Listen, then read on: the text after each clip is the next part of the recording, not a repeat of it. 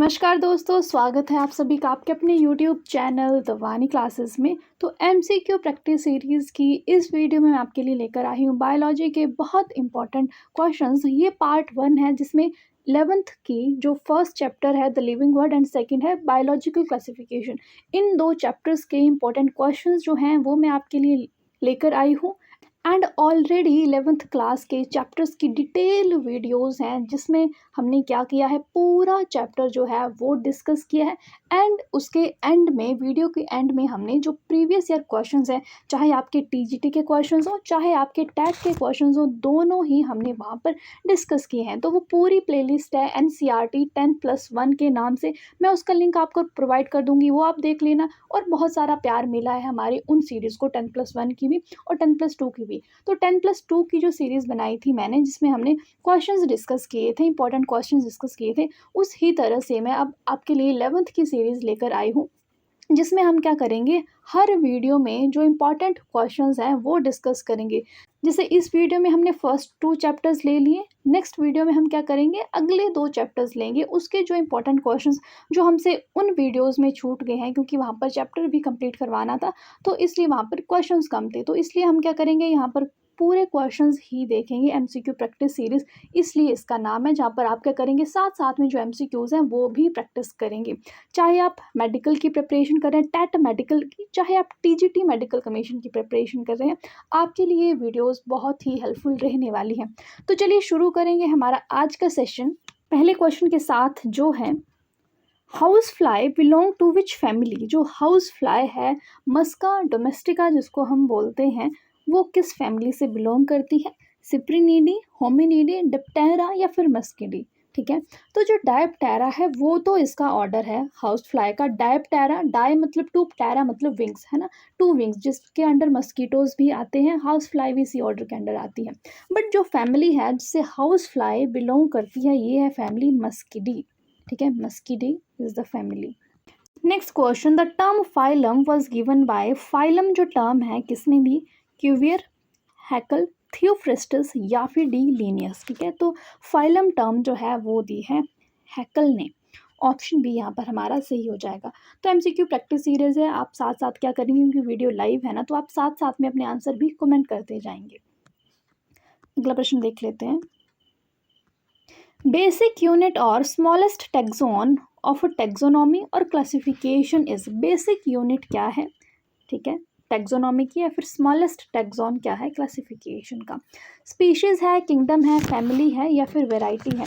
And ये जो question है ये आपसे पूछा गया है जून टेट 2023 में भी। ठीक है, तो बेसिक यूनिट क्या है क्लासिफिकेशन की, स्पीशीज़ है।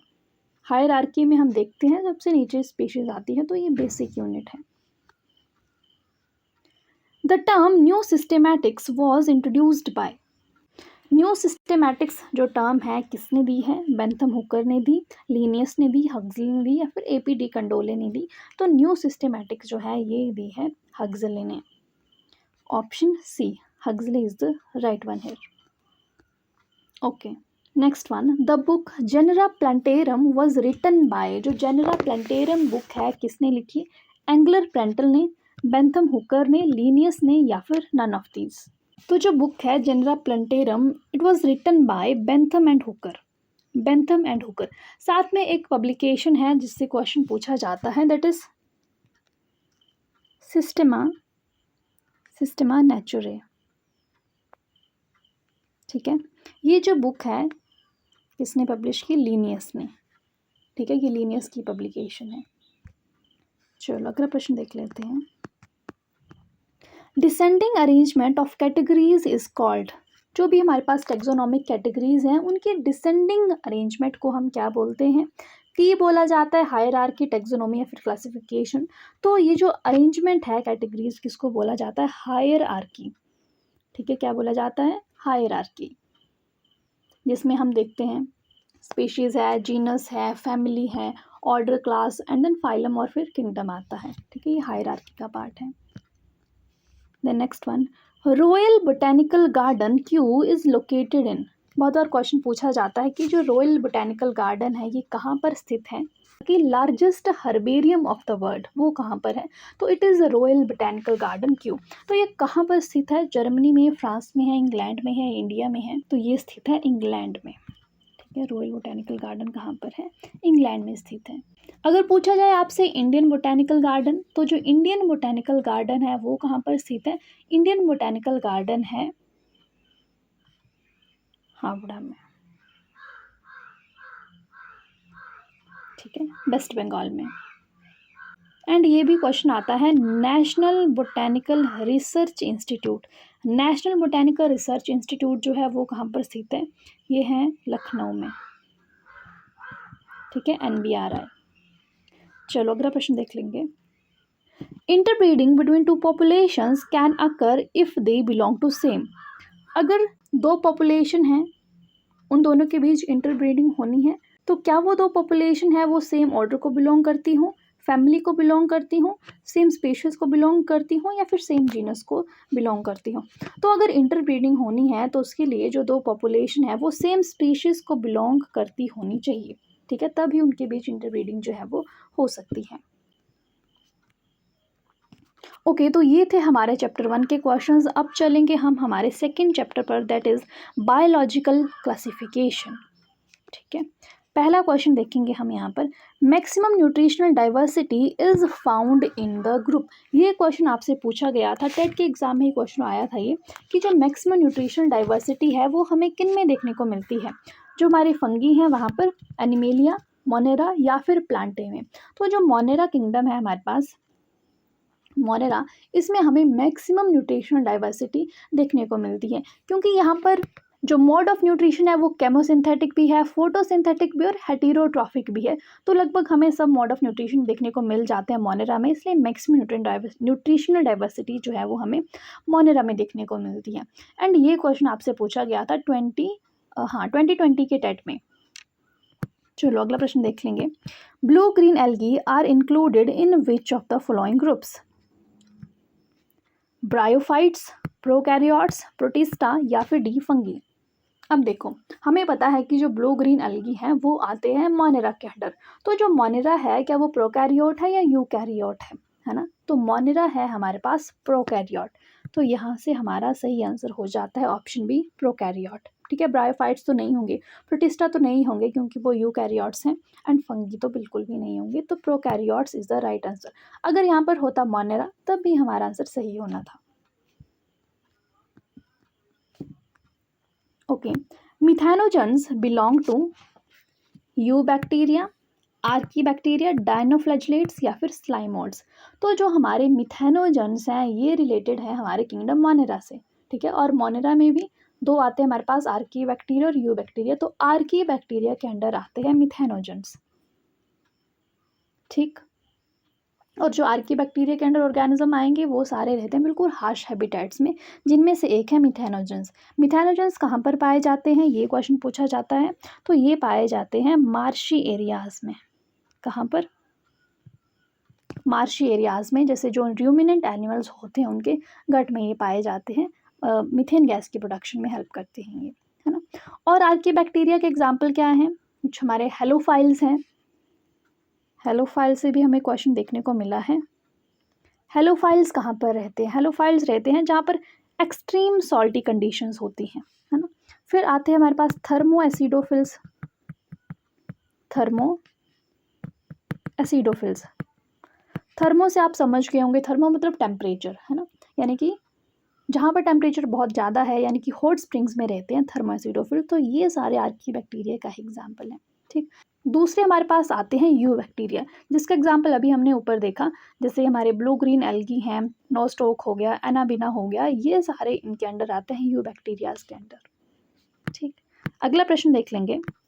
इन बैक्टीरिया प्लाज्मिडिस, बैक्टीरिया में प्लाज्मिड क्या है? एक्स्ट्रा क्रोमोसोमल मटेरियल है, मेन डीएनए है, नॉन फंक्शनल डीएनए है, या फिर रेपिटेटिव जीन है? तो बैक्टीरिया में प्लाज्मिड क्या है? It is the extra chromosomal material, extra chromosomal material. Next question, difference in gram positive and gram negative bacteria is due to, अब कुछ बैक्टीरियाज जो हैं वो ग्राम पॉजिटिव होंगे, कुछ ग्राम नेगेटिव होंगे।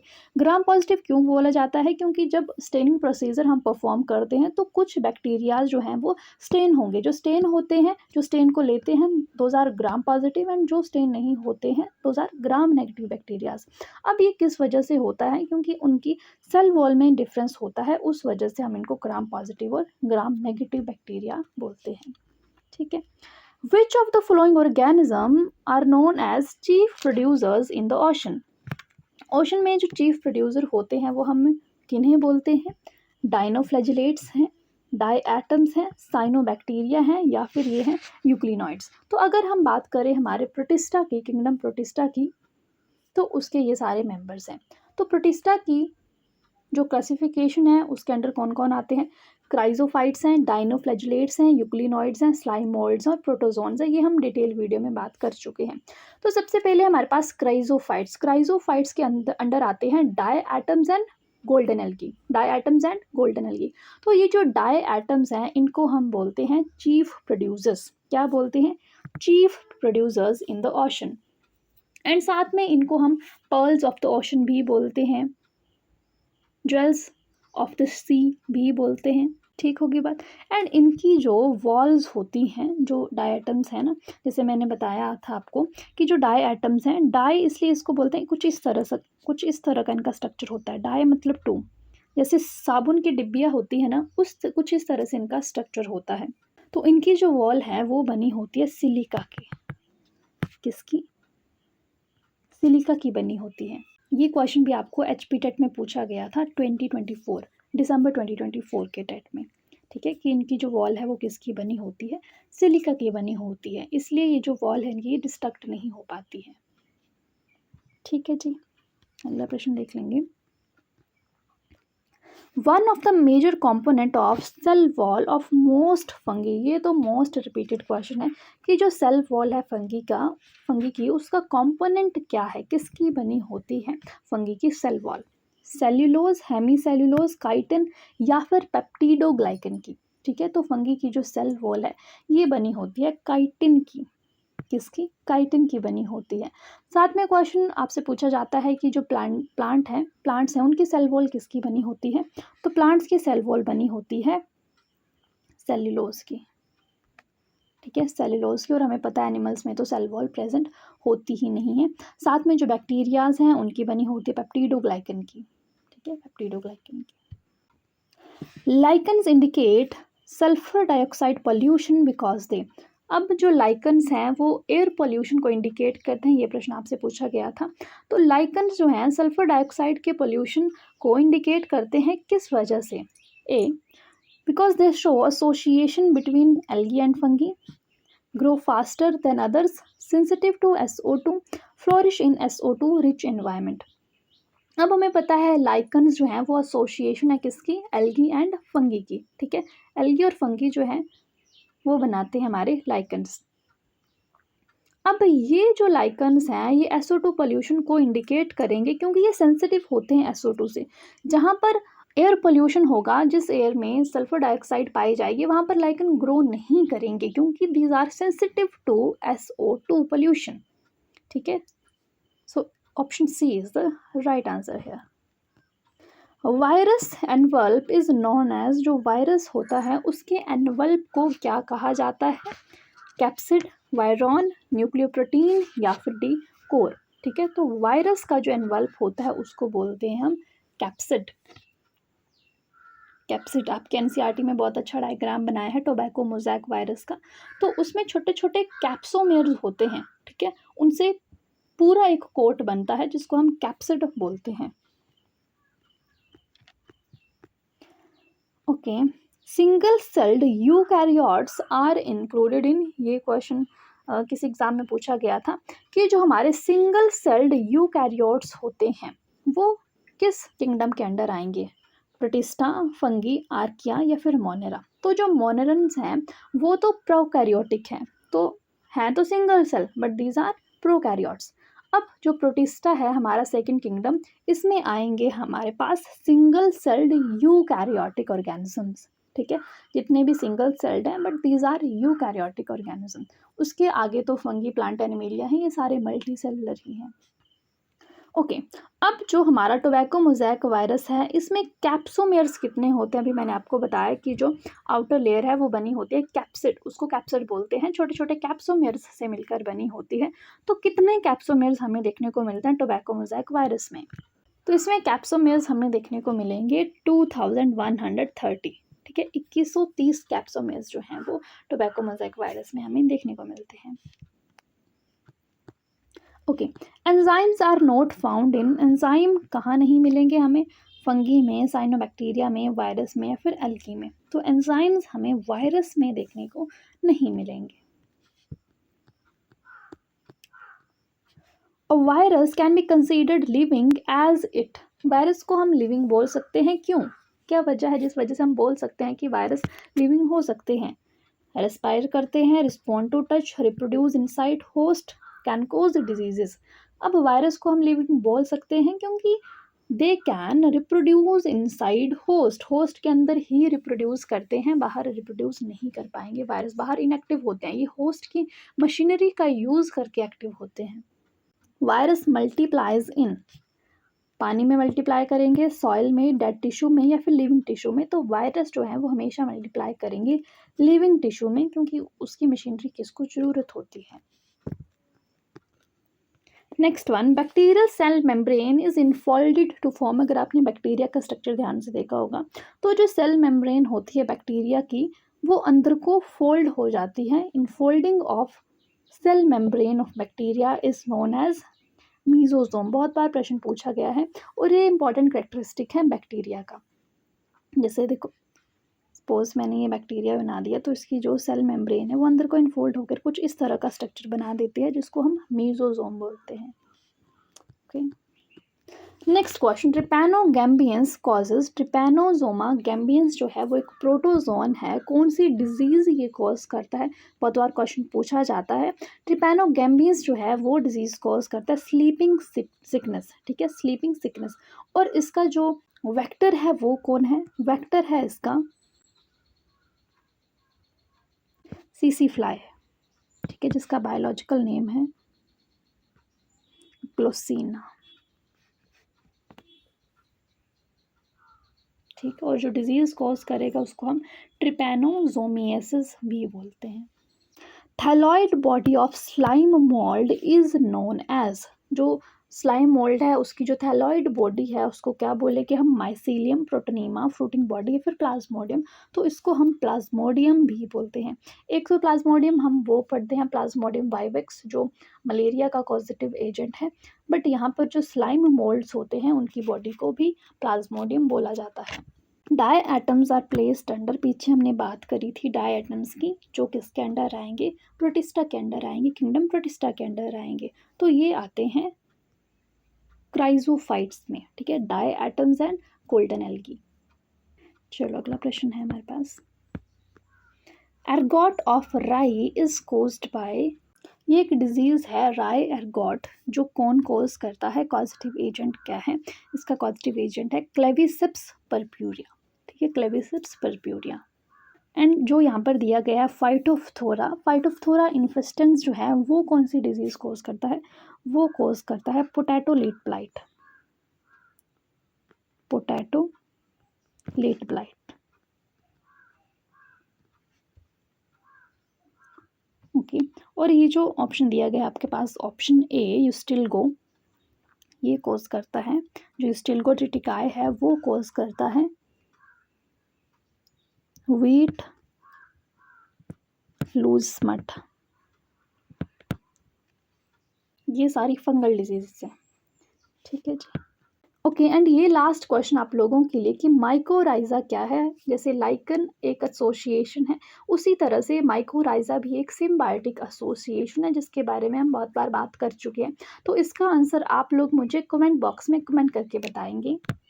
एंड अगर आपको एमसीक्यू प्रैक्टिस सीरीज़ पसंद आ रही हो तो वीडियो को लाइक करना मत भूलना। अभी तक भी सब्सक्राइब नहीं किया है तो प्लीज़ जल्दी से जल्दी सब्सक्राइब कर दो, क्योंकि नेक्स्ट वीडियो में हम बात करेंगे plant kingdom and animal kingdom के इंपॉर्टेंट क्वेश्चंस के बारे में। ठीक है, साथ में आप हमारे साथ टेलीग्राम में भी जुड़ सकते हैं। So thank you so much for watching. Bye bye, take care.